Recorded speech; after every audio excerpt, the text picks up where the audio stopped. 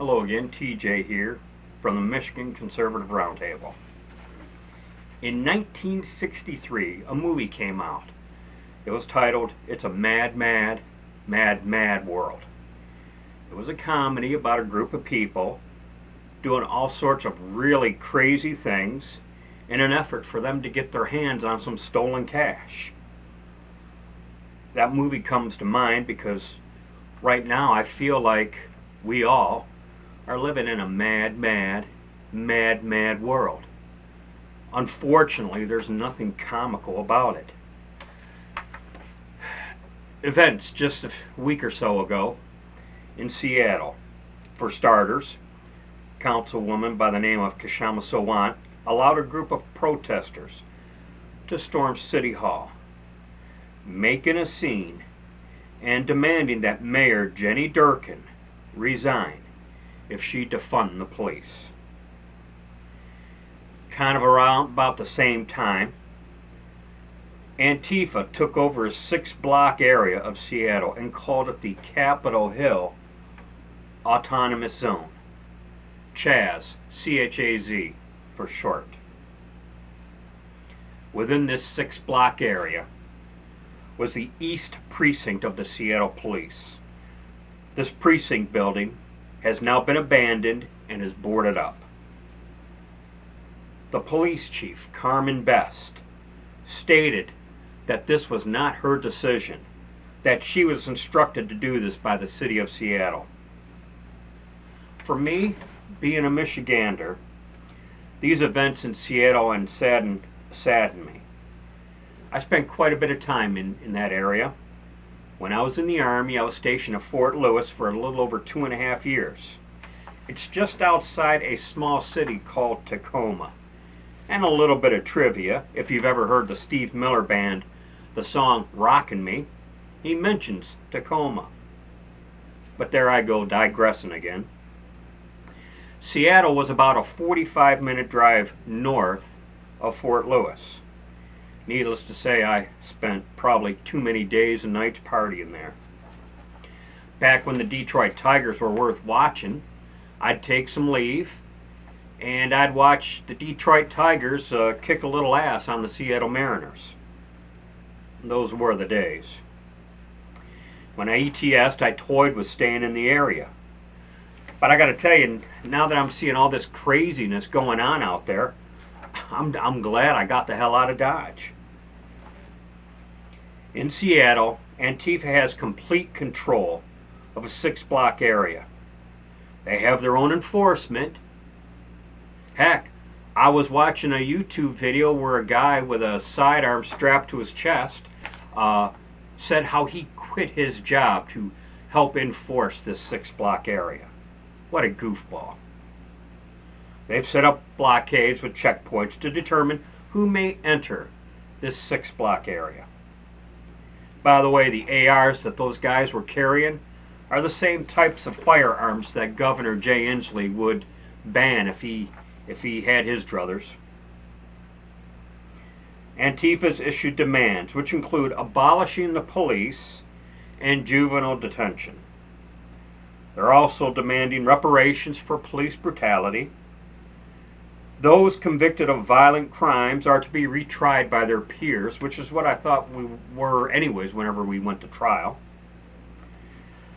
Also, along with an assortment of miscellaneous freebies. You know, it was because of Antifa taking over this area and their demands that Seattle decided to close the East Precinct building of the Seattle Police.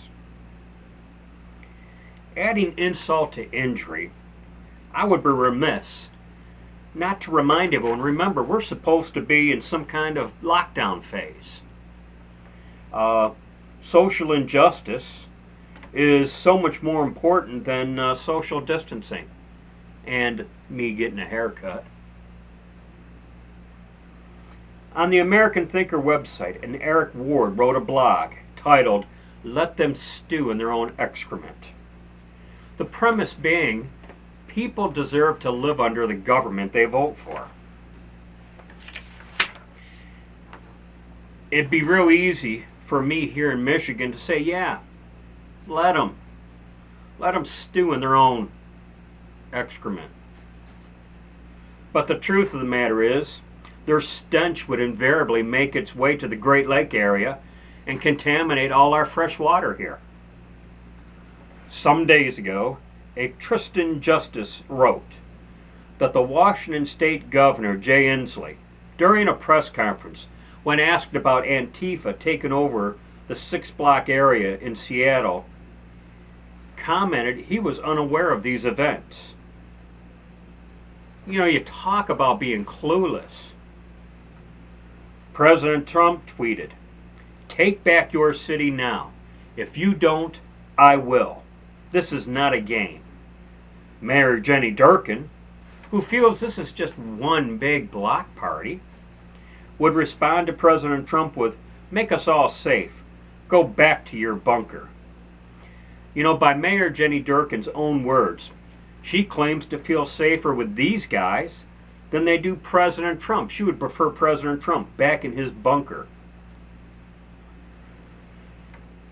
A back and forth would ensue between President Trump and Durkin on Twitter. You know, just when you think you've seen it all, the Democrats always seem to come up with something new. This Seattle situation, for me, it's kind of like the latest example of how the Democrats have no limits to the depths they are willing to stoop to get President Trump. This is all about bad optics. They want President Trump to send in the military. They would have a city destroyed in an effort to get President Trump. They so badly want to show video of President Trump using the military on all these innocent civilians. Especially now that you got generals in D.C. who have become part of the D.C. swamp saying negative things about President Trump. And the sobering thought is, if they are successful in dispensing with President Trump, we are next. I've often said that Democrats are out to get me and the Republicans are content to look the other way. And I'm starting to feel like they're doing the same thing with President Trump. There is no reconciliation with these people. There is no crossing the aisle. We can't let ourselves get caught flat-footed. We must be prepared. Why? Well, because it's a mad world we're all living in right now. TJ signing off with, be safe, watch your six, and don't tread on me.